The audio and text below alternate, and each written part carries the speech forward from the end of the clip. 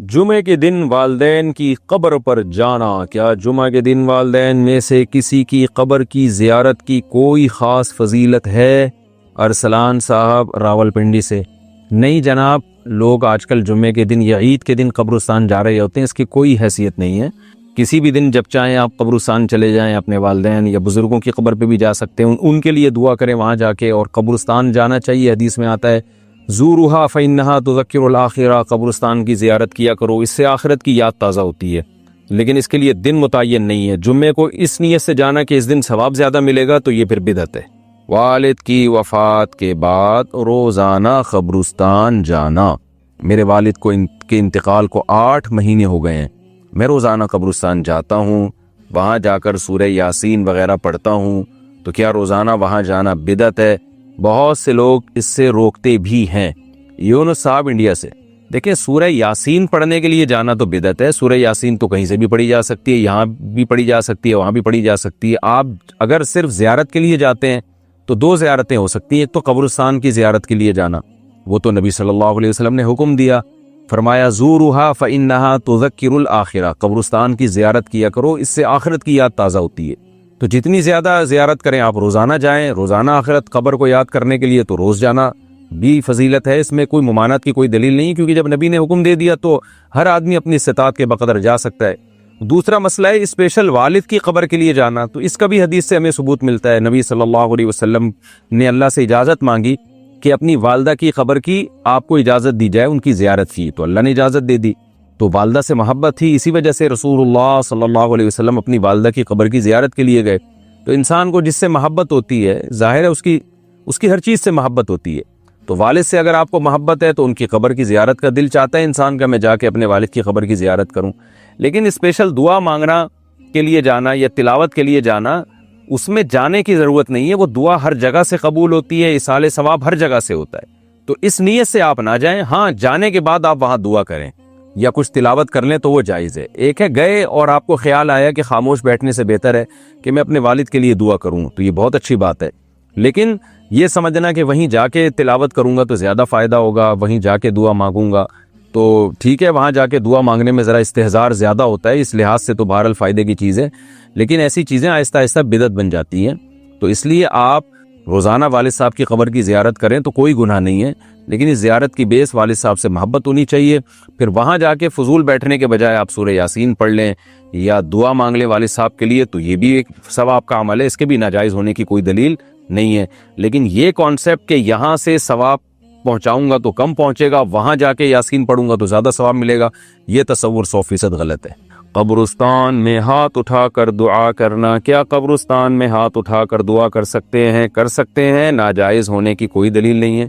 البتہ جہاں یہ خطرہ ہو، شرک کا وہم ہو، جیسے کوئی مزار ہے یا ایسا قبرستان ہے جہاں لوگ مردوں سے دعائیں مانگتے ہیں، وہاں آپ بھی ہاتھ اٹھا کے دعا مانگو گے تو یہ وہم ہو سکتا ہے کہ آپ بھی قبر سے مانگ رہے ہو۔ تو ایسی وہم والی جگہوں پہ بہتر یہی ہے کہ ہاتھ اٹھا کے دعا نہ مانگی جائے، تاکہ شرک کا دروازہ نہ کھلے اور لوگ آپ کے بارے میں بدگمان نہ ہو۔ لیکن جہاں ایسا نہیں ہے، جیسے سعودی عرب میں تو اس کا تصور نہیں ہے کوئی قبر سے مانگ رہا ہو، تو وہاں اللہ کا فضل ہے کہ یہ قبر پرستی نہیں ہے وہاں، جیسے ہمارے انڈیا پاکستان میں جو بدعتیوں نے شروع کی ہوئی ہے۔ سعودی عرب میں تصور نہیں ہے۔ اب وہاں اگر کوئی ہاتھ اٹھا کے دعا مانگ رہا ہے تو کوئی وہم بھی نہیں کر سکتا کہ قبر سے مانگ رہا ہے۔ لیکن بہرحال ذرا سا بھی وہم کا اندیشہ ہو کہ قبر سے تو نہیں مانگ رہا، تو پھر ہاتھ اٹھا کے دعا نہیں مانگنی چاہیے۔ میرا معمول یہ ہے کہ میں جب قبر پہ دعا مانگتا ہوں تو ہاتھ جب اٹھاتا ہوں تو رخ قبلے کی طرف کر لیتا ہوں۔ اس میں یہ فائدہ ہوتا ہے کہ یہ وہم ہی ختم ہو جاتا ہے۔ تو آپ کا رخ قبر کی طرف ہو اور پھر قبلے کی طرف ہو، تو صاحب قبر کے لیے آپ دعا مانگ لیں تو یہ کوئی حرج نہیں ہے اس میں۔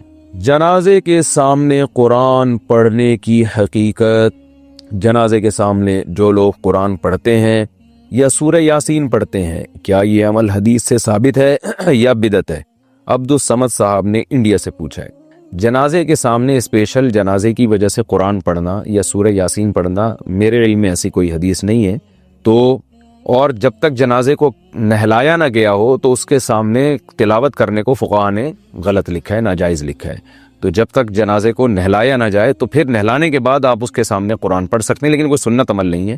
ہوتا یہ ہے کہ جب جنازے کو نہلا کے لایا جاتا ہے، گھر میں رکھا جاتا ہے، تو جب تک یعنی نماز جنازہ کے لیے لوگ جمع نہیں ہوتے، میت کو گھر میں رکھا جاتا ہے، تو اس دوران علماء یہ کہتے ہیں کہ اس کے پاس بیٹھ کے قرآن کی تلاوت کریں۔ وہ اس لیے کہتے ہیں کہ ورنہ اگر تلاوت نہیں کریں گے تو ادھر ادھر کی فضول باتیں کرنا شروع کر دیں گے، لوگ غیبتیں بھی شروع کر دیتے ہیں۔ ہم جنازہ رکھا ہوا ہے تو بہتر ہے نا کہ اللہ کو یاد کیا جائے، اللہ کا ذکر کیا جائے، آخرت کی یاد کو تازہ کیا جائے۔ تو علماء اس لیے کہتے ہیں کہ وہاں بیٹھ کے قرآن پڑھ لو، یا سورہ اخلاص پڑھ لو، سورہ یاسین پڑھ لو، کوئی بھی سورت پڑھ لو، تاکہ آپ فضول چیزوں میں اپنا ٹائم برباد نہ کریں، اس وجہ سے کہا جاتا ہے۔ اور اس میں پھر جنازے کی میت کے اصالہ ثواب کی نیت بھی کی جا سکتی ہے، کیونکہ اس میں بہرحال فقہا کا اختلاف ہے کہ میت کے لیے قرآن پڑھنا جائز ہے یا نہیں ہے۔ اور صدقے کے بارے میں تو ہمیں حدیث ملتی ہے کہ آپ صلی اللہ علیہ وسلم سے صحابیہ نے پوچھا فاتصدق عنہا، میری ماں کا انتقال ہو گیا، میں صدقہ کروں؟ آپ نے فرمایا ہاں۔ تو جمہور علماء نے اس سے استدلال کیا کہ جب صدقہ بھی ایک نیکی ہے تو وہ نیکی پہنچائی جا سکتی ہے میت کو، تو اس میں ایک علامت بیان کی ہے کہ کوئی بھی نیک عمل پہنچایا جا سکتا ہے، تو قرآن کی تلاوت بھی نیک عمل ہے۔ بعض فقہا کہتے ہیں کہ نہیں، صدقہ تو جائز ہے کیونکہ حدیث میں صدقے کا ذکر ہے، تلاوت کا ذکر نہیں ہے، لہذا تلاوت جائز نہیں۔ تو اختلاف رائے ہے اس میں۔ بر صغیر میں چونکہ فقہ حنفی کو فالو کیا جاتا ہے، اور میری رائے میں فقہ حنفی کی دلیل بہت مضبوط ہے، کیونکہ احادیث میں آپ صلی اللہ علیہ وسلم نے ہمیشہ اصول یہ رہا ہے کہ جزئیے کے ضمن میں کلیات سکھائے جاتے ہیں۔ جیسے قرآن میں آتا ہے نا لا تقل لہما اف، ماں باپ کو اف مت کرو، تو یہ ایک مثال ہے، مطلب یہ کہ تکلیف نہ دو۔ تو اسی طرح جو حدیث میں آتا ہے صدقہ کر سکتے ہو میت کے لیے، تو ایک مثال ہے، مطلب یہ کہ کوئی بھی نیکی کی جا سکتی ہے۔ اور دوسری بات یہ کہ حنفیہ کا جو قول ہے نا، اس میں ذرا وسعت زیادہ ہے، اللہ کی رحمت کو آپ پھیلا دیتے ہیں کہ بھئی اگر میت کے لیے تلاوت بھی جائز ہونے کا ہم فتویٰ دیں گے تو اس سے اس بہانے لوگ تلاوت کریں گے، ثواب حاصل کریں گے، اور اللہ سے امید ہے کہ اللہ اس میت کو ثواب پہنچائے گا، تو اچھا ہے نا، اللہ کی رحمت سے اچھی امیدیں لگائیں۔ تو ویسے بھی شریعت کا مزاج ہے کہ جس چیز میں رحمت والا عنصر غالب ہو اس قول پہ آپ کو فتویٰ دینا چاہیے، یہ ہماری رائے ہے۔ اگر کوئی اس سے اختلاف کرتا ہے تو وہ اس کا اپنا مسئلہ ہے۔ تو اس لیے جنازے کے پاس قرآن پڑھنا الگ سے کوئی اس کی فضیلت ہمارے علم میں نہیں ہے حدیث میں، لیکن کہا اس لیے جاتا ہے کہ وہاں بیٹھ کے ادھر ادھر کی باتیں کرنے سے بہتر ہے کہ آپ قرآن پڑھ لیں۔ البتہ قرآن خوانی میت کے لیے یہ جائز نہیں ہے، کیونکہ قرآن خوانی کو کہتے ہیں کہ لوگوں کو قرآن پڑھنے کے لیے جمع کرنا۔ تو قرآن پڑھنے کے لیے جو جمع ہے نا، تو اجتماعی عمل کے لیے ثبوت ضروری ہے، یہ خوب ذہن میں رکھے۔ جیسے آپ اپنے طور پر 2 نفل کبھی بھی پڑھ لیں، جائز ہے، لیکن اگر آپ لاؤڈ سپیکر میں اعلان کرتے ہو یا کارڈ چھپواتے ہو یا منادی کراتے ہو آؤ میں اشراق کے 2 نوافل پڑھ رہا ہوں، تمام حضرات سے گزارش ہے کہ مسجد میں آ جائیں، اب یہ اجتماعی عمل بن گیا، یہ بدعت ہو جائے گا۔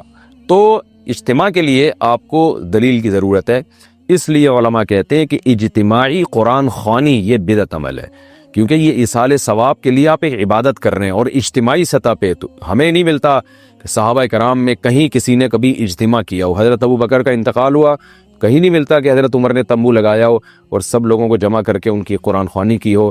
حضرت عمر کی شہادت ہوئی تو کہیں نہیں ملتا کہ حضرت عثمان نے ان کے لیے قرآن خوانی کی ہو، یہ ثابت نہیں ہے، اور اس پر علماء کے فتاوی بھی موجود ہیں۔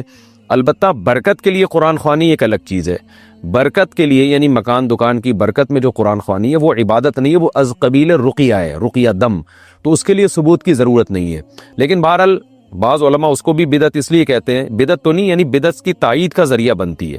تو بعض علماء کہتے ہیں کہ اس زمانے میں برکت کے لیے بھی قرآن خوانی نہیں کرنی چاہیے، بلکہ برکت کے لیے گھر کے اپنے لوگ مل کے قرآن پڑھ لیں یا نماز پڑھ لیں یا دعا مانگ لیں۔ لیکن بہرحال اگر کوئی برکت کے لیے قرآن خوانی کرواتا بھی ہے تو اس کی بہرحال گنجائش موجود ہے، احتیاط اسی میں ہے کہ اس کو ترک کیا جائے، کیونکہ لوگ ایصال ثواب اور برکت والی قرآن خوانی میں فرق محسوس نہیں کرتے، تو وہ دونوں کو ایک ہی سمجھتے ہیں، اس سے پھر بدعت کی تائید ہوتی ہے۔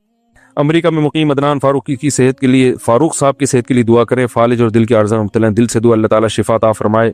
میں نے پہلے کچھ فحش چیزیں دیکھ لی تھیں، اب توبہ کو عرصہ گزر جانے کے باوجود ذہن میں رہ جاتی ہیں، بعض نے کہا غیر اختیاری میں پکڑ نہیں، لیکن مفتی صاحب کبھی لگتا ہے کہ اختیاری ہے، کبھی لگتا ہے غیر اختیاری ہے، کیسے پتہ چلے گا کہ اختیار ہے، اختیاری ہے کہ غیر اختیاری؟ بعض نے کہا توجہ نہ دو، لیکن توجہ دینے سے توبہ کی توفیق ملتی ہے، وہ بھی سلب ہو جائے گی، اگر توجہ نہ دوں تو گناہ ہی نہ سمجھوں گا۔ جب انسان کوئی گناہ کر کے توبہ بھی کر لیتا ہے نا، تو اس کا ایک نقصان یہ ہوتا ہے، اس کے خیالات ستاتے رہتے ہیں، یہ بھی گناہ کا ایک دنیاوی نقصان ہے۔ تو جو ہونا تھا نقصان وہ تو ہو گیا، اب آپ کے دماغ میں اگر خیالات آ رہے ہیں تو اگر واقعی جان بوجھ کر نہیں لا رہے تو ہے یہ غیر اختیاری، انشاءاللہ اس پہ گناہ نہیں ملے گا۔ بس گناہ کریں نہیں، آپ دوبارہ گناہ نہ کریں، خیالات آتے ہیں گزر جاتے ہیں، تو گناہ کے سے بچنے کے جتنے اسباب ہیں سارے اختیار کریں۔ اور علماء کہتے ہیں کہ جب گناہ سے ایک دفعہ اچھی طرح سے رو دھو کے توبہ کر لی نا، تو اس کو بھلانے کی کوشش کرو، پھر یہ بھی نہ سمجھو کہ پتہ نہیں اللہ نے معاف کیا ہوگا کہ نہیں کیا ہوگا. نہیں بھائی، کر دیا اللہ نے معاف.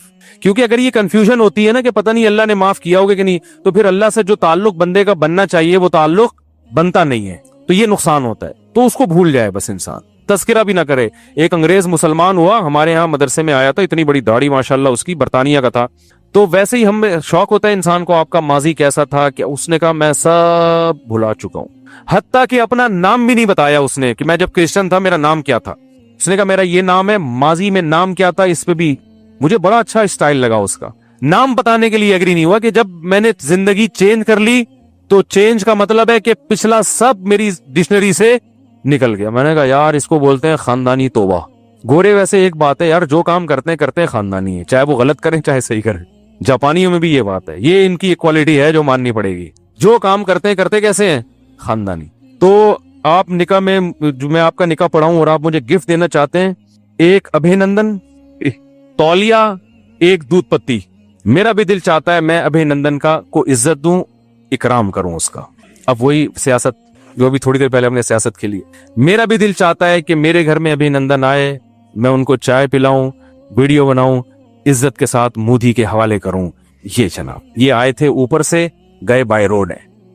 یہ بائی ایئر آئے تھے، گئے کیا ہے؟ By road. تو یہ ایک میری خواہش ہے، نکاح پڑھوانے کے لیے مجھے اگر گفٹ دینا چاہتے ہیں تو یہ دینا پڑے. دوسرا، ایک بمبار طیارہ، ہمارے دن تو 7 بمبار طیارے گئے. ایک بمبار طیارہ وہی والے پائلٹ کے ساتھ جنہوں نے ابھینندن کو آسمان سے نیچے اتارا. وہ پائلٹ بھی چاہیے مجھے، یا اسی جیسا کوئی پائلٹ ہو. تو یہ اگر آپ کر سکتے ہیں تو میں آپ کا نکاح انشاءاللہ پڑھا دوں گا. سمجھ رہے ہو؟ ویسے بھی پڑھا دیں گے یار، کوئی مسئلہ نہیں. آ جاؤ. تو صبح شام یہاں نکاح پڑھا رہے ہوتے ہیں نا، آ جائیں گے. مفتی صاحب اگر نکاح کرنے سے والدین بھائی اگر نکاح کرنے سے روکتے ہوں، بھائی کو والدین روکتے ہوں تو روکنا لازم نہیں ہے. بھائی کیسے روک سکتا ہے؟ شادی کر کے بتا دو. جو روک رہے ہیں نا، آپ اپنے خرچے پہ اگر شادی کر رہے ہو اور پھر بھی روک رہے ہیں، آپ گھر بھی اپنا دے رہے ہو، والدین کے ساتھ بیوی کو نہیں رکھ رہے، خرچہ بھی اپنا اٹھا رہے ہو، پھر بھی والدین روک رہے ہیں، تو پھر نہیں مانو والدین کی. پھر میں لوگوں سے کہتا ہوں کر لو شادی، بچے پیدا ہو کے جب پوتے نواسے والدین کی خدمت میں لا کے ڈالو گے نا، ان کو اتنا پیار آئے گا، بولیں گے یار بالکل جو ہوا صحیح ہوا. آؤٹ پٹ بہت اچھا ہے اس کا. ٹھیک ہے نا؟ آؤٹ پٹ ماں باپ کو نا پوتے نواسوں سے عشق کی حد تک محبت ہوتی ہے. تو جب آپ کے ابا دیکھیں گے پیارا سا پوتا یا پوتی، وہ اتنا اللہ نے بچے کے چہرے پہ ایسی اللہ نے اٹریکشن رکھی ہے نا، ان کو اتنا پیار آئے گا، وہ بولیں گے یار کام غلط ہوا لیکن رزلٹ بہت اس کا خاندانی ہے. تو رزلٹ کو دیکھ کر ایمان لے آئیں گے وہ بھی انشاءاللہ. یعنی اسلام قبول کر لیں گے کا مطلب یہ ہے کہ وہ صحیح معنوں میں اسلام قبول کر لیں گے. ویسے تو کیا ہوا ہے انہوں نے. اچھا بھائی، شعیب احمد صدیقی کی طبیعت انتہائی نازک ہے، ڈاکٹر نے 48 گھنٹے بہت اہم قرار دیے. دل سے دعا اللہ تعالیٰ ان کو شفا عطا فرمائے. بھائی یہ جب میں کہتا ہوں نا دل سے دعا ہے، تو یہ دل سے واقعی کر بھی رہا ہوتا ہوں. جمعہ 5، 2 فرض 4 سنتیں، جمعے کے بعد 4 سنتیں مؤکدہ ہیں. بہت سے علماء کہتے ہیں 6 سنتیں مؤکدہ ہیں، تو وہ بھی ایک قول ہے، وہ بھی غلط قول نہیں ہے. لیکن ہمارے فرمایا کرتے تھے کہ 4 بھی اگر کوئی پڑھ لے تو بھی ٹھیک ہے، کیونکہ 6 بہت زیادہ ہو جاتی ہیں. تو دونوں قول ملتے ہیں، تو انہوں نے آسانی والے قول پہ فتویٰ دیا ہے. تو اگر کوئی مفتی یہ کہتے ہیں کہ جمعے کے بعد 6 سنتیں مؤکد ہیں، وہ بھی قول ٹھیک ہے. ہم اس لیے 4 کے قول کو لیتے ہیں کہ اس میں کیا ہے؟ آسانی ہے. تو دونوں قول ملتے ہیں تو آسانی پہ عمل کیا جا سکتا ہے. قبر پہ جب ہم جاتے ہیں تو مردہ ہمارا سلام سنتا ہے. علماء دیوبند بھی اس پر 2 رائے ہیں. جی میری رائے یہ کہ نہیں سنتا، باقی علماء کی رائے سنتا ہے. تو دونوں رائے ہیں، اس میں کوئی پھڈے بازی کی ضرورت نہیں ہے، کیونکہ قرآن میں بہت واضح ہے یہ مسئلہ. میری ایک ذاتی رائے ہے، انک لا تسمع الموتى، تم مردوں کو نہیں سنا سکتے. ٹھیک ہے، اس کی تعویل ہے کہ سنانا سے مراد ہے کہ آپ سنا نہیں سکتے لیکن وہ سن سکتے ہیں. یہ بہت بڑی تعویل ہے. تو ہم کہتے ہیں جب قرآن آ جائے نا سامنے، تو حنفیہ کا اصول ہے کہ قرآن کے مقابلے میں بخاری مسلم کی حدیث میں بھی وہ تعویل کرتے ہیں، نہیں ایز اٹ از نہیں لیتے اس کو. قرآن کی بہت ویلیو ہے، تو عقیدے میں تو اور زیادہ ویلیو ہے نا قرآن کی. لیکن پھر بھی یہ مسئلہ اختلافی ہے. بعض علماء اس کے قائل ہے کہ جب قبرستان میں مردے کے قریب کھڑے ہو کر آپ سلام کرتے ہیں تو اللہ اسے اپنی قدرت سے سنا دیتے ہیں. یہ بھی ایک قول ہے جو ان کی رائے ہے، اس پہ آپ اعتراض نہیں کر سکتے. ہماری رائے یہ ہے کہ نہیں سنتے، کیونکہ وہ بہت ساری قرآنی آیتیں اور احادیث جتنی بھی ہیں وہ یا تو کسی خاص واقعے سے متعلق ہیں، یا یہ وہ قابل تعویل ہیں، وہ اپنے ظاہر پر نہیں ہیں. اور بعض علماء نے قرآن کی آیتوں کی تعویل کی، حدیث کو اپنی اصل پہ رکھا، تو وہ بھی ٹھیک ہے. ہم جو میت کے لیے صرف نبی صلی اللہ علیہ وسلم کی قبر پہ جب کھڑے ہو کر سلام پڑھا جائے نا تو آپ برف سے نفیس سنتے ہیں. یہ مسئلہ تقریباً اجماعی ہے، یہ مسئلہ تقریباً اجماعی ہے کہ آپ صلی اللہ علیہ وسلم اس سے مستثنی، کیونکہ اس بارے میں صحیح حدیث موجود ہے. اور اسی سے پتہ چلتا ہے کہ یہ نبی کی خصوصیت ہے تو بہرحال یہ پھر بڑے پھڈے شروع ہو جاتے ہیں اس مسئلے میں. ہم جو میت کے لیے ثواب کرتے ہیں وہ ثواب میت کو روح ملتا ہے, یہ جسم کو جسم روح کو ملتا ہے بھائی وہ ثواب. میری 2 بیٹیاں اور اہلیہ کا انتقال ہو چکا ہے, اہلیہ کے ماں باپ کا انتقال ان کی زندگی میں ہو چکا ہے, تو میری بیٹیوں کو اہلیہ کا حصہ ملے گا کہ نہیں ملے. 2 بیٹیاں اور اہلیہ کا انتقال ہو چکا ہے, اہلیہ کے ماں باپ کا انتقال ان کی زندگی میں ہو چکا تھا, تو ان کا تو حصہ گیا. تو آپ کی اہلیہ کی وراثت میں آپ کو حصہ ملے گا اور آپ کی بیٹیوں کو ملے گا. کیونکہ بیٹا نہیں ہے تو پھر 2/3 بیٹیوں کو اور 1/4 شوہر کو, اور جو بچ گیا وہ آپ کی اہلیہ کے بھائیوں اور بہنوں میں جائے گا. اچھا میرے اگر بیٹا نہ ہو نا تو وراثت پھر جو بچتی ہے وہ بھائیوں میں جاتی ہے. بہت لمبا ہے یار. میرے بھائی معظم عثمان 12 بنکی یو پی انڈیا سے پوچھتے ہیں, ہمارے یہاں شادی بیاہ ہوتا ہے تو اس میں عام آدمی بھی جہیز لیتا ہے, وہ بارات لے جاتا ہے, اور علماء کرام بھی جہیز لیتے ہیں اور بارات لے جاتے ہیں. 2-3 دن لوگ 200-300 لوگ اور ہم لوگ جہیز بغیر. بھائی غلط کرنے اگر علماء کرتے ہیں تو بھی غلط ہے, سارے علماء نہیں کرتے. سورہ فاتحہ کے بعد سورہ شروع بھی, یہ لمبا